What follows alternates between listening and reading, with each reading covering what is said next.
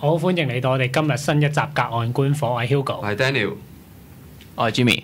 我哋今日一如以往有猛人出現啦，我哋猛人介紹自己啦。好，大家好，我叫 Kevin，我係唔係喺 UW 讀嘅？不過我喺 Lake Washington 度主修係讀電影。電影嚴格嚟講，我同 Daniel 都唔係 UW 讀㗎啦。唔係咁 Kevin，你諗住第時做導演？係啊，希望係咯，希望可以提升下中國嘅特技技術咯，因為我主要想做特技師。特技技術做特技，咁你係會有興趣邊類型嘅電影啊？如果我自己拍嘅話，我係想拍一啲關於中國問題，即係例如整個中國版本嘅《Slumdog Millionaire》之類。咁就都會想用多啲特技咁。但係呢啲唔係呢啲係呢啲好難，但係我講緊嘅係話，即係如果譬如我係做 technician 嘅崗位嘅話，咁我會希望。譬如話，即係而家啲出邊市面係阿凡達啊嗰類嘅 level 嘅，就要睇齊。我哋中國係有呢一種技術嘅，因為我哋而家中國係要，即係而家中國拍呢啲戲咧，特技係要喺外國請人翻去咯。咁我覺得啲與其係咁，點解我哋中國人唔會有啲一樣咁叻嘅 technician， 我哋自己研發啲嘢出嚟？冇希望可以做到咁。香港嗰啲風雲算唔算做特技㗎？風雲嗰啲係啦，嗰啲係最舊啊、最差嘅數碼特技咯。但係風雲嗰陣時都算係即係第一代叫係咯，嗰個年代係最 top 咯，嗰個年代最 top。嗰陣時已經即係鄭伊健已經好神奇，即係第一次話對住個 blue screen 喺度打，嗰啲唔係叫 blue screen，即係後邊係咪都叫藍屏啊定綠屏我唔記得咗啦。即係總之就係。佢嗰陣時打隻火麒麟嘅時候係冇嘢噶嘛，即係對住空氣打嘅啫嘛。咁鄭伊健就哇好難打好難打，嗰陣時話佢 fans 咁我又知咁樣。之後大陸嗰啲英雄嗰啲算唔算做特技都做得幾好噶咯？冇而家追求嘅嘢同以前唔同啦，即係以前我哋就話譬如好似睇落好似龍珠咁樣出個龜波氣功一睇落梗係只係假啦，因為但係而家唔同，而家追求嘅特技咧係要真實感。咁啊係同埋有陣時特技唔一定係話講緊要打隻怪獸。係咯，譬如話講緊我開槍打人哋個頭咁樣，咁如果你能夠整到佢頭頂突然間彈一個子彈窿出嚟，然之後或者後腦飛啲血出嚟咧，嗰啲係可以用特技去做出嚟，但係你睇完之後你係唔知係特技，你以為佢用咗反應彈咯，咁你就可以即係某程度可以幫啲細低成本嘅電影啊降低佢個 budget， 係咯，咁呢樣可能我哋好有興趣去研究嘅嘢咯。我覺得依種都好啲，但係譬如有一種特技我自己唔係好拜，即係我都會睇戲，即係。前有一排咪好興嗰啲即係災難片，即係明日之後啊，跟住2012咁好紅嘅，我就唔係好中意嗰種特技，即係我成日都覺得你成套戲係有啲特技係好犀利，咁你啲樓係咁冧，即係冧到好似真嘢一樣，但係我成日都覺得你啲樓冧到好似真嘢一樣嘅，咁咪只係好似真嘢一樣咁。用模型㗎嘛？唔係，我覺得個 point 就係唔喺度，即係你成套戲啲樓係咁冧，咁其實唔會好睇㗎嘛，即係啲樓係咁冧有咩娛樂性咧？好睇啊！所以呢個就係即係話你話，如果我去做一部電影，點解我提出話係即係譬如中國版嘅《Slumdog Millionaire》咁樣，即係我自己嘅古仔咧，我覺得特技係一個。即係只係能夠話幫助係一啲元素咯，令到係咯。但係始終最精要嘅都係講緊個 script 啊，啲演員做得好唔好啊，我係會講求呢樣嘢咯。即係我自己拍寫，我自己係 direct 嘅話，我唔會話拍到太科幻咯。係啊，呢個係我研究。好啊，喂，咁今日係諗住講咩 topic 先？大家我哋俾人反客為主，算啦。我仲要同大家多多學習啊嘛，以後。唔好咁講啦，大佬，我已經讓位可以。今日其實係一年一度喺香港好重要嘅日子嚟嘅。係咩啊？靚模節。靚模節。咩靚模節？咁對於我哋呢班俾人標籤做，我都唔知標籤做咩啦。宅男。書蟲。影冇呢個 term， 影冇書蟲呢個 term 出現。係啊，咁就梗係好重視一年一度嘅書展啦，香港。咁我又好後悔啊，冇機會翻香港去書展，但係。咁希望大家如果香港嘅朋友們就去下啦，參觀下啦。今年都好多書。我覺得點講，其實都係睇你咩心態。我就唔會真係好鼓勵人哋去書展嘅，但係我覺得你睇翻你嘅心態啦。始終書展一嚟你要俾入場費啦。係啊，唔係。另外，仲有一個問題就係，如果你真係想買新書嘅，其實你又真係冇乜需要去到書展先買，因為其實我諗起碼對上嗰10年咯，係你書展。嗰日出嘅新書，基本上同步你香港各大書局，即係商務啊、大眾嗰啲，你全部同日都會發售。咁你如果純粹真係想睇書嘅角度，你又真係冇乜必要專登走去灣仔咁遠，然後仲要俾幾廿蚊入場。比較集中啲嘛，唔同書局。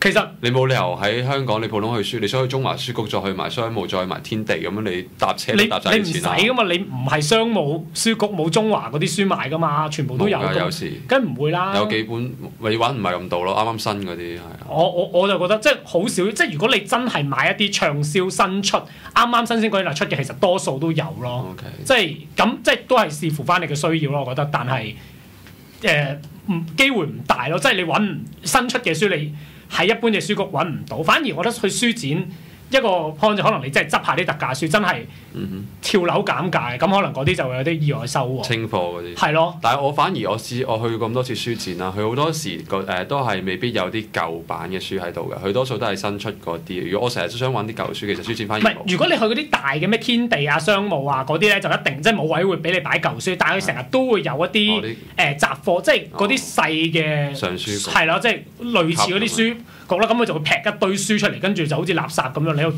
執到你就即係10蚊本咁執到你自己中意咁就好抵，但係可能即係唔一定有嘅咯。係。但係有陣時，大家諗住話去書展，未必係話佢會決定買一本書嘅噃。即係你有陣時去睇，你係唔係？你係可能係想睇下我呢一類 topic 嘅，譬如我話想話去整特技嘅，咁我可能我有本書未見過嘅，係咯，去揾噶嘛。咁你佢會集中啲咯。係咯，我覺得依個都係一個去書展幾好嘅原因，即係就係你去有啲朝聖嘅感覺，即係好多書你去到就睇下冇啱自己，而唔係你本身有啲咩 target 再去就諗住買咁樣咯。同埋我諗書展買字典嗰啲比較平啲啦。如果大家有想買嘅話，我之前都因為你普通佢哋冇乜特價，你書局買唔會㗎。如果你識窿路，你樓上書局起碼都8折㗎。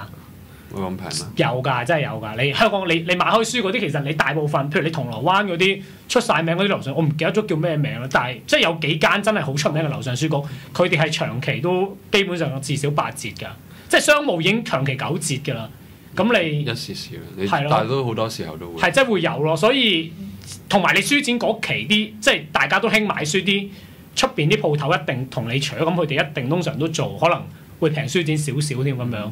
所以如果即係喺度同大家，如果大家真係自命中意睇書，而純粹想買書，咁可能你即係考慮下書展，即係你有冇必要入去會同人逼咁樣？因為可能你真係睇得好辛苦咯。其實你知唔知香港政府咧，其實每年書展都花好多錢咧，係請好多唔同嘅名作家去做演講嘅。咁今年其實都請咗幾個好出名嘅喺英國嘅作家嚟到香港。咁但係雖然我比較唔係成日睇英文書啦，咁我都唔係好識佢哋啦。咁但係例如上年咁樣，佢會請到中國內地韓寒咁樣過嚟，咁其實好值得去睇。韓寒訪問好出名。係啦，咁今年我冇乜研究好多exactly 佢哋嗰啲人嗰啲資料。咁但係其實如果大家有興趣嘅話，你可以 check 翻啲資料去聽翻佢哋講，因為其實呢啲真係政府用好多納稅人嘅錢去俾出去請嗰啲。我唔知原來係政府請，我以為通常都係啲即係書局，即係啲出版商去請嗰啲作家。咁因為你去到又簽名，唔係即係唔使請。咁譬如我係韓寒出版商，咁我請韓寒嚟，咁就谷一谷你啲書銷量，咁都相輔相成啫。不過我唔清楚呢個真係，但係我一直以為係咁樣啫。因為你韓寒其實香港都幾賣得，我諗以大陸作家嚟講。明報出版社幫佢出咗幾本咯，韓寒。我唔知，我睇親佢啲書，我都係依邊睇大陸版，所以我唔知韓寒係香港咩出版社。明報出版社。Okay. 台灣嗰邊都有出版嘅佢嘅書。喂，但係另外一個文化講到書展就Lemo事件啦。Lemo事件其實都我諗都維持咗2-3年，3年前開始左右啦。由即係周秀娜嗰屆，咁就興入場。咁耐歷史啦，我都估唔到。都差唔多，我印象中就3年前開始左右啦。即係嗰陣時書展之前咁就開始興Lemo寫真啦，跟住咁書展入場簽名。咁就即係搞到好混亂啦，跟住就好多所謂嘅愛書人士就投訴，哇！我都想入嚟睇書啫，我唔係想睇Lemo喎，做咩逼到咁，我唔使睇啦。咁跟住到上年就已經話禁咗唔俾Lemo入場啦。咁有啲人就即係有啲Lemo就走啦，咁就用觀眾身份入場。咁書展都係呼籲佢哋自律咁就算啦，咁都唔可以有啲咩行動。咁今年好似都有呢個策略，即係都係話唔俾僆模入場咁樣。唔係啊，今年好似玩 cosplay 啊，佢哋即係全部唔知扮晒卡通人物咁走入去啊。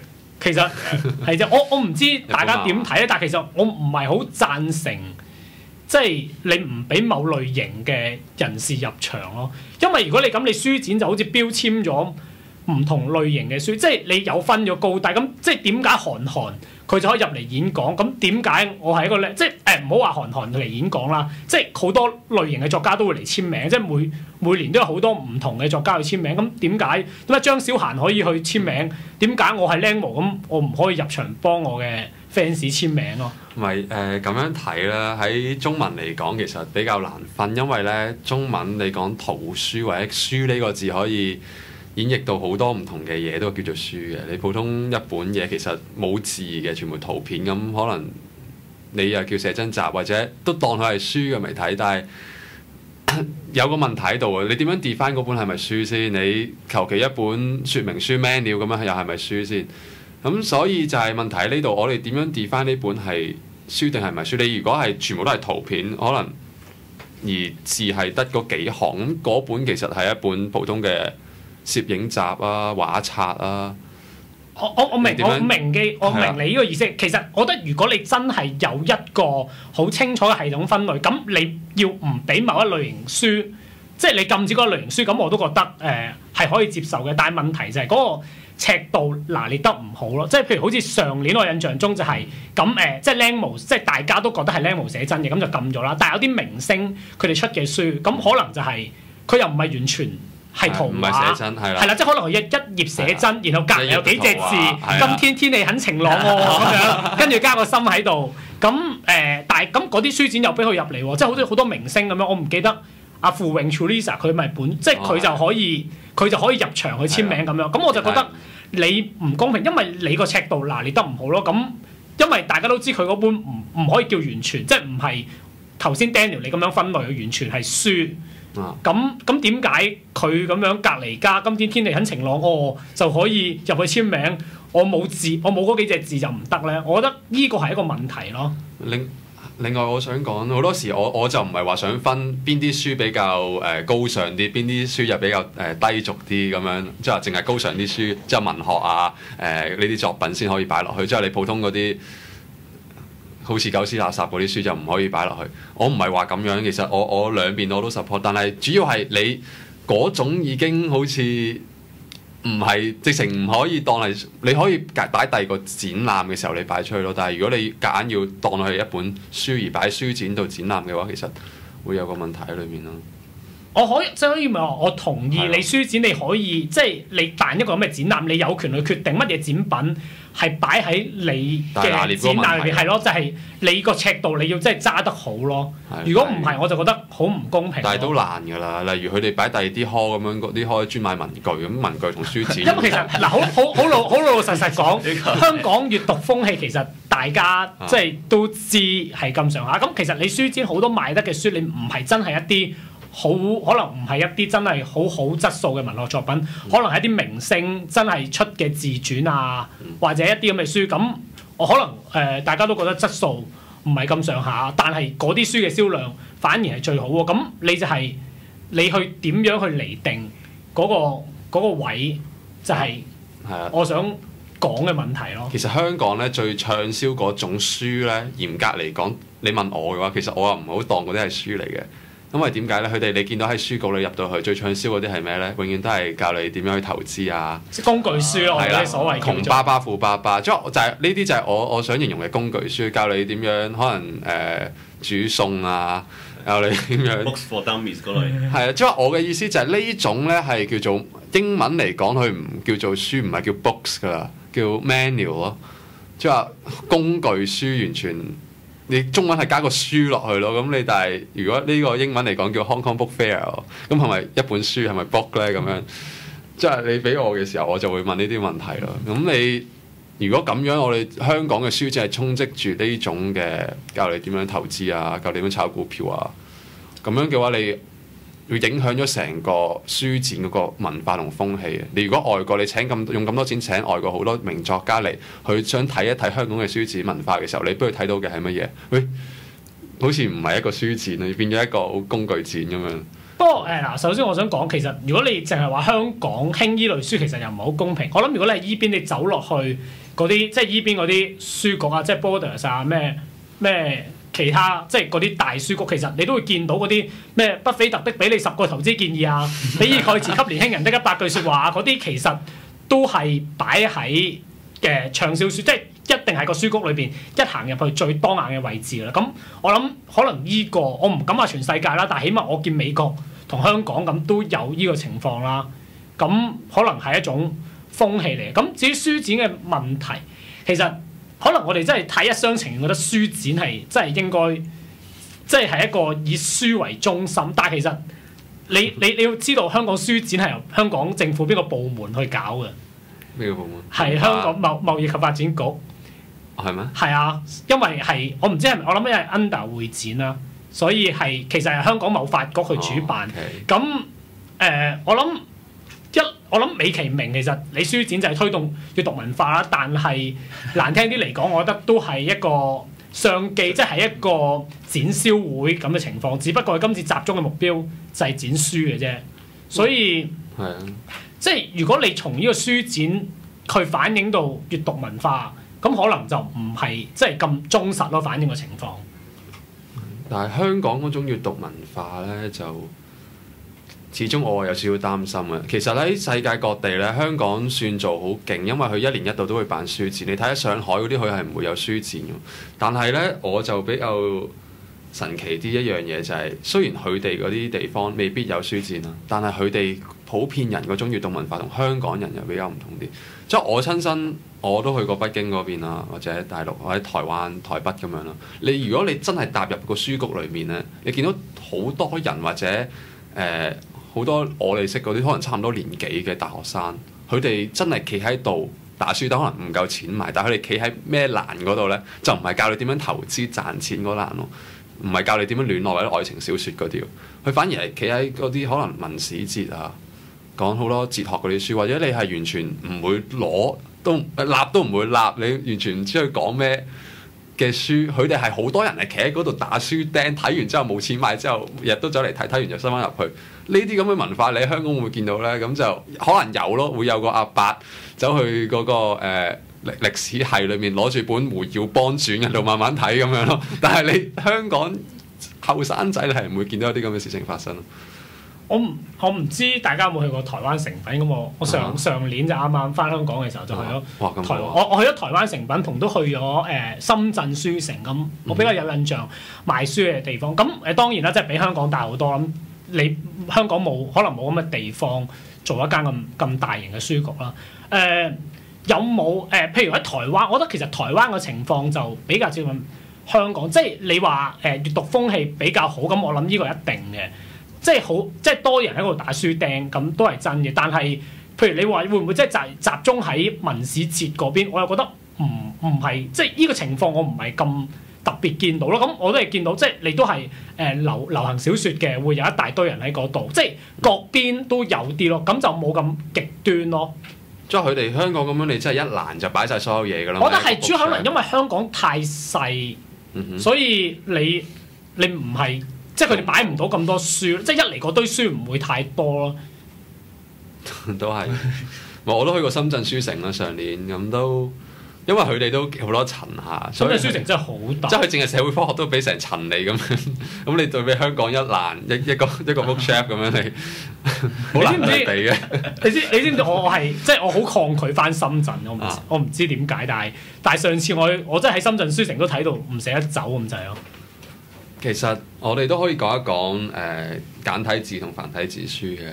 咁其實大陸嚟講好在乜嘢呢？依家佢真係越出越多好多唔同嘅世界名著嘅翻譯。例如就算我讀好多我哋學術啲嘅書籍，可能我地理我會讀大衛哈維咁樣啦。佢哋其實大陸裡面都好多人去 translate 翻呢啲咁嘅大師級嘅作品。咁而香港係直情冇，咁台灣嗰邊都有少少，但係問題就係你睇大陸即係我對簡體書嚟講啦，我唔係話雖然嗰啲字真係有啲問題咯，咁另外一個話題，但係我反而唔好 concern 佢啲文字嗰啲嘢，反而我係 concern 佢少少有時會紙質嗰啲嘢。雖然佢好平，但係咧真係我佢紙質真係好差，呢個因為薄你睇完咧隻手係污糟痕同埋好污糟，同唔埋單止，我試過買過一本書咧，譬如你病埋佢啦，5年之後拎翻出嚟打開係有蟲，係啊係。係啊，佢唔知所以會咬到蟲出嚟。所以我諗我就咁睇嘅話，我可能會買大陸書或者簡體字書嚟睇，因為可能知識嘅吸收。但係如果因為有時有啲書你唔係淨係想睇，你想買嚟係儲，咁樣儲嘅我就一定唔會買簡體字書，因為你儲唔到，佢霉嘅，佢自己會啲紙質睇低下隻手痕嘅，唔知點解。咁你想我點樣啫？即係佢排版嗰啲我都唔講啦，啲字靚唔靚咁我又唔去評論呢樣嘢啦。但係你紙質嗰度，我希望大陸可以睇可見嘅將來可改善少少咯，啲書貴少少都唔緊要咯。我知道依家係好平，20蚊一本，30蚊一本。我哋香港起碼成80蚊、90蚊一本，但係呢個可以進步下咯呢方面。但係你要考慮下嘅，大陸而家嘅人嘅收入啊，計翻比例，即係佢咁做係有個理由嘅，啲貨物嘅質量。其實我聽講，其實我唔知質素有冇升到啦，但係我聽講書價其實已經係貴咗好多。即係我哋而家可能覺得20蚊都買一本書，其實就好平，因為可能香港你50-60蚊一本啦，即係同一本書。但係聽聞之前即係可能係賣5-6蚊嘅啫，但係而家大陸都賣到20蚊，其實已經係貴咗好多噶啦。不過可能我哋討論呢節時間差唔多，我哋可能之後下節再講。好。